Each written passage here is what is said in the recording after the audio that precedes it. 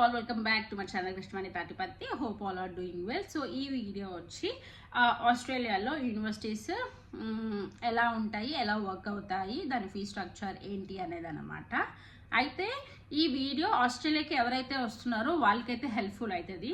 ఎందుకనంటే సో ఆస్ట్రేలియాకి వచ్చే వాళ్ళు ఖచ్చితంగా వాళ్ళ వీసా అనేది వాళ్ళు చూస్ చేసుకునే యూనివర్సిటీ మీద డిపెండ్ అయ్యి ఉంటుంది.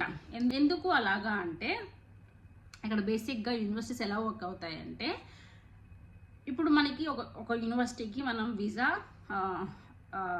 ఒక యూనివర్సిటీకి మనం అప్లై చేసాము, తర్వాత వాళ్ళు మనకి సిఓఈ ఇచ్చారు, తర్వాత మనం వీసా లాంచ్ చేసాము. కానీ ఒక సమ్ అదర్ ఎక్స్ రీజన్స్ వల్ల మనకి వీసా అనేది రిజెక్ట్ అయింది. ఆ ఎఫెక్ట్ ఈవెన్ స్టూడెంట్కే కాదు యూనివర్సిటీకి కూడా ఎఫెక్ట్ పడిద్ది అనమాట. అలాగా ఒక యూనివర్సిటీ నుంచి ఎన్ని వీసా రిజెక్షన్స్ పడితే ఆ యూనివర్సిటీ ఉన్న లెవెల్ సైమల్టేనియస్గా పడిపోతూ ఉంటుంది అనమాట. సో నీకు వన్స్ యూనివర్సిటీ లెవెల్ పడిపోతే నెక్స్ట్ ఫర్దర్ స్టూడెంట్స్ అప్లై చేసుకునేటప్పుడు ఆ యూనివర్సిటీకి ఎవరు అప్లై చేయరు. సో ఆటోమేటిక్గా ఆ యూనివర్సిటీస్కి వచ్చే రెవెన్యూ ఆర్ ఆ యూనివర్సిటీస్కి వచ్చే ప్రెస్టీజ్ ఏదైనా కానీ అన్నీ ఎఫెక్ట్ అవుతాయి. అందుకనే యూనివర్సిటీస్ కూడా మనకి సిఓఈ ఇచ్చేటప్పుడు వీడికి వీసా వచ్చిద్ది అంటేనే మనకి సిఓఈ అనేది ఇస్తారనమాట. సో ఇది యూనివర్సిటీస్ ఇలా వర్క్ అవుతాయి. అందుకే యూనివర్సిటీస్ అనేది మన వీసా రోలో మేజర్ పార్ట్ అనేది ప్లే చేసిద్ది. ఆస్ట్రేలియాలో యూనివర్సిటీస్ అన్నిటిని 3 కేటగిరీస్గా డివైడ్ చేశారు. లెవెల్ 1, లెవెల్ 2 అండ్ లెవెల్ 3 అనమాట. ఫస్ట్ వచ్చి లెవెల్ 1 యూనివర్సిటీస్ అనమాట. సో లెవెల్ 1 యూనివర్సిటీస్ని మనం ఎలా ఈజీగా ఐడెంటిఫై చేయొచ్చు అంటే ప్రతి స్టేట్లో ఆ స్టేట్ నేమ్తో ఒక యూనివర్సిటీస్ ఉంటుంది. సో వాటిని మనం లెవెల్ 1 యూనివర్సిటీ అంటాం. అవి ఏమేంటి అంటే University of Sydney, University of Melbourne, University of Queensland, University of New South Wales, Monash University, University of Adelaide and Western Australia and then Australian National University. So వీటిని group 8 universities కూడా అంటారు. Even మీరు old world ర్యాంకింగ్లో చూసుకున్నా కూడా ఇవి top universities అనమాట. So అందుకే వీటికి ఫీ వచ్చి అరౌండ్ 40 to 50 lakhs ఉంటుంది. Again it depends upon your course. Next so యూనివర్సిటీస్కి అప్లై చేయాలంటే స్టూడెంట్స్కి ఉన్న ఎలిజిబిలిటీ వచ్చి వాళ్ళకి అకాడమిక్లో 75% మోర్ దెన్ 75% ఉండాలి, విత్ లెస్ దెన్ 5 బ్యాక్లాగ్స్ ఉండాలి. నెక్స్ట్ ఐఎల్స్ కోర్స్ వచ్చేసరికి ఓవరాల్గా 7.0 బ్యాండ్ రావాలి. అలానే ప్రతి బ్యాండ్లో కూడా 7.0 అయితే మనం ఈ యూనివర్సిటీస్కి అప్లై చేసుకోవచ్చు. Next one comes to visa.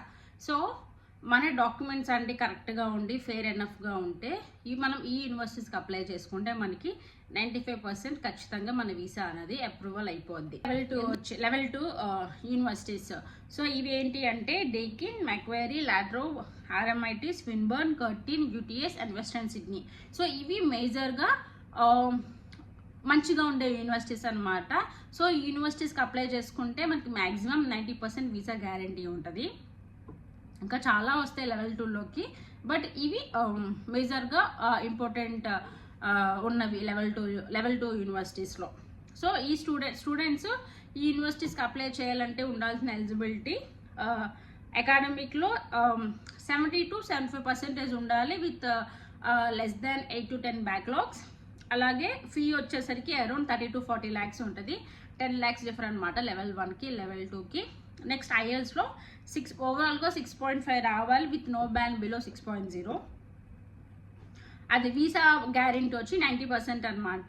So ఈ లెవెల్ 2 యూనివర్సిటీస్ బేసిక్గా ఇవి మన బడ్జెట్ ఫ్రెండ్లీ అనమాట. మిడిల్ క్లాస్ ఫ్యామిలీస్కి లెవెల్ 1 ఎఫోర్డ్ చేయలేని వాళ్ళు, బట్ స్టిల్ సేమ్ అకాడమిక్ ఉండి సేమ్ డాక్యుమెంట్స్ అన్ని కరెక్ట్గా ఉన్న వాళ్ళకి, బట్ అంత ఫీ పే చేయన్న వాళ్ళకి లెవెల్ 2 యూనివర్సిటీస్ బెస్ట్ అనమాట.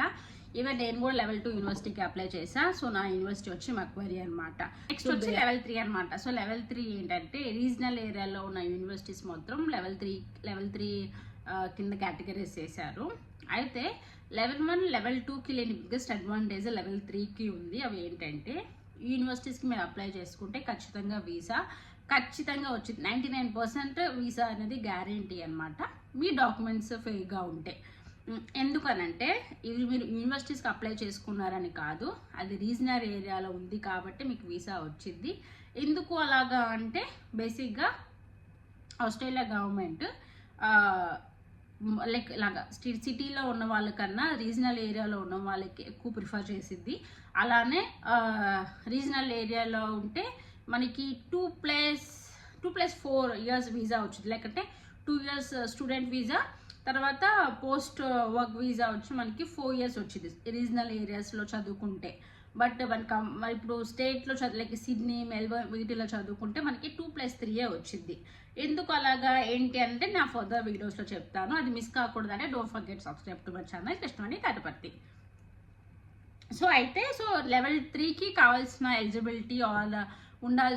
లైక్ ఫీ స్ట్రక్చర్ వచ్చి లెవెల్ 2కి ఏమైతే ఉందో ఈవెన్ సేమ్ లెవెల్ 3కి కూడా సేమ్ ఫీ సేమ్ ఎలిజిబిలిటీ ఉండాలి. స్టూడెంట్స్ వీటికి అప్లై చేసుకోవాలి. ఇవి లెవెల్ 1, లెవెల్ 2, లెవెల్ 3 యూనివర్సిటీస్ అనమాట. సో ఇప్పుడు నా ఒపీనియన్లో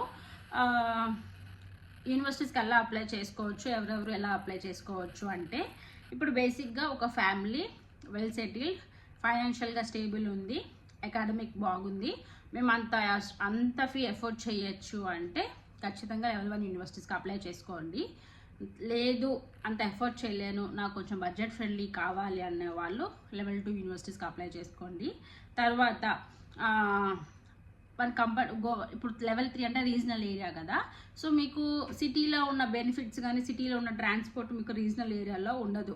సో అట్లయినా ఓకే మేము అడ్జస్ట్ అవుతాము, కానీ మాకు ఎక్స్ట్రా బెనిఫిట్స్ కావాలి అనుకునే వాళ్ళు లెవెల్ 3 యూనివర్సిటీస్కి అప్లై చేసుకోండి. ఇక్కడ నెక్స్ట్ వచ్చి చాలా మందికి డౌట్ వచ్చింది, ఇలాగా కేటగిరీస్ వేసారు కదా, సో లెవెల్ 1లో చదువుకుంటే జాబ్ వచ్చిద్దా, లేదంటే పిఆర్ వచ్చిద్దా, ఏమైనా ఎక్స్ట్రా పాయింట్స్ వస్తాయా అనే డౌట్ రావచ్చు. సో ఆ డౌట్ని క్లారిఫై చేస్తాను.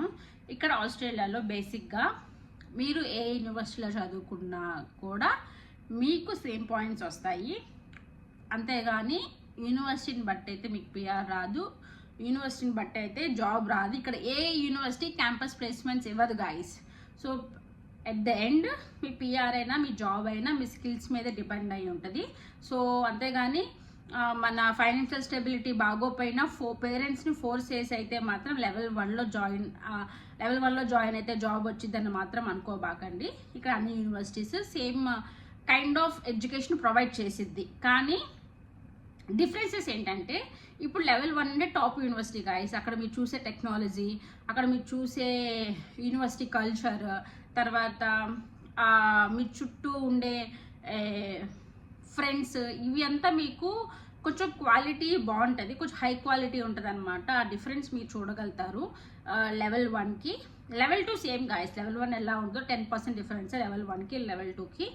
నాకు తెలిసి నేను మ్యాక్సిమం ఇన్ఫర్మేషన్ అయితే కవర్ చేశాను యూనివర్సిటీస్ గురించి. ఐ హోప్ ఈ వీడియో కొంతమందికైనా యూజ్ అయింది అని అనుకుంటున్నాను. ఇంకేమైనా డౌట్స్ ఉంటే మీరు కమెంట్ సెక్షన్లో కమెంట్ చేయండి, నేను క్లారిఫై చేస్తాను. అండ్ అలానే నెక్స్ట్ ఫర్దర్ వీడియోస్ వీటికి ఇంటర్లింక్ ఉంటాయన్నమాట. సో అవి మిస్ కాకుండా ఉండాలంటే so don't forget to subscribe to my channel Krishnaveni Tatiparthi. అలాగే లైక్ చేయండి, షేర్ చేయండి, కామెంట్ చేయండి. So until next video, tata, see you, bye bye.